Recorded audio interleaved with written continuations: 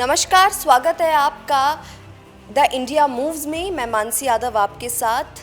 आज हम बात करेंगे दावोस के बयानों की। दावोस से कुछ बयान ऐसे आए हैं जिन्होंने अंतर्राष्ट्रीय राजनीति में खलबली मचा दी है।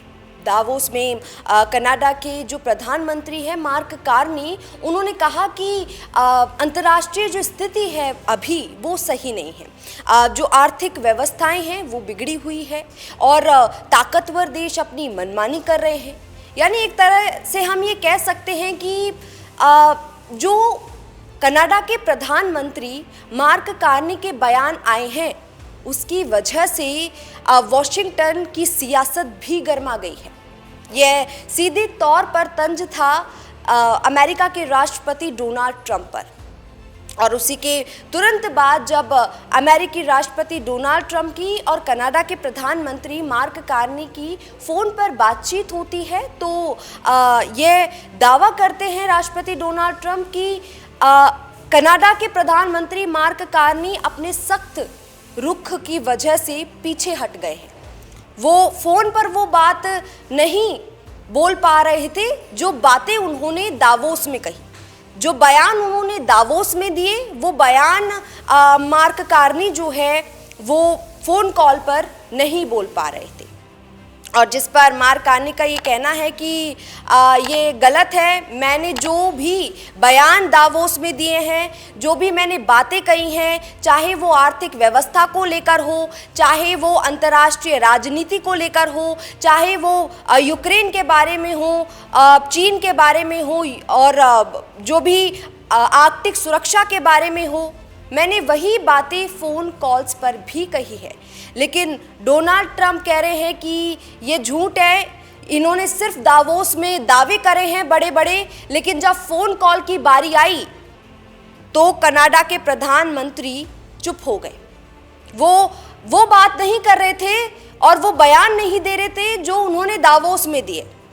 अब साफ तौर पर हम ये देख सकते हैं कि एक तरफ जो है अमेरिका के राष्ट्रपति आरोप लगा रहे हैं मार्क कार्नी पर और दूसरी तरफ मार्क कार्नी ये बोल रहे हैं कि हमें अमेरिका के दबाव में नहीं रहना चाहिए, किसी को भी नहीं रहना चाहिए और जो अभी स्थिति बनी हुई है उससे हम सभी परिचित हैं।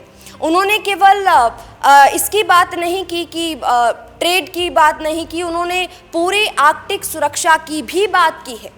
और उन्होंने अपने बयान में एक चीज़ और शामिल की थी कि अभी जो एक तरीके से स्थिति बनी हुई है अंतर्राष्ट्रीय राजनीति में वो काफ़ी गंभीर है और उसको लेकर के उन्होंने ये बात साफ तौर पर डोनाल्ड ट्रंप को कह सकते हैं कि क्लियर कर दी है कि हमारे ऊपर किसी का भी दबाव नहीं है और कनाडा जो है वो मतलब अपना काम स्वतंत्रता के साथ करता है।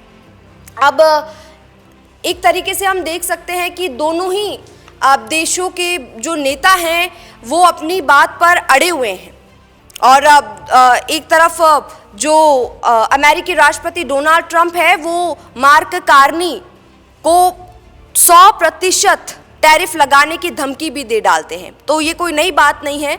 आमतौर पर हम देखते हैं कि जब डोनाल्ड ट्रंप के पास कोई भी रास्ता नहीं बचता है किसी पर दबाव बनाने का तो फिर वो लास्ट में ये टैरिफ जो वर्ड है वो ले ही आते हैं। लेकिन साफ तौर पर जो मार्क कार्नी ने कहा कि मैंने सिर्फ अंतर्राष्ट्रीय स्तर की बात नहीं की है, मैंने देशों की भी बात की है।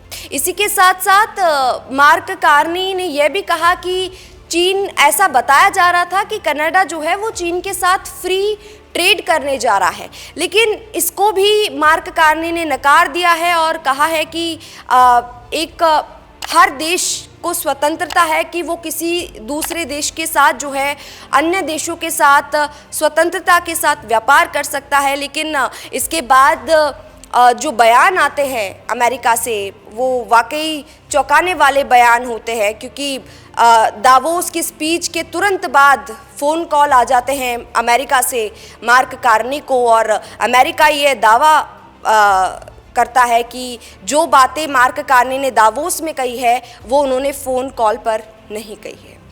अब आगे देखना ये होगा कि देखिए कि एक तरफ दोनों ही देश एक दूसरे पर आरोप लगाते हुए नजर आ रहे हैं, लेकिन अभी सच्चाई पूरी सबके सामने आना भी बाकी है। और ऐसी ही तमाम जानकारियों के लिए बने रहिए द इंडिया मूव्स के साथ। नमस्कार।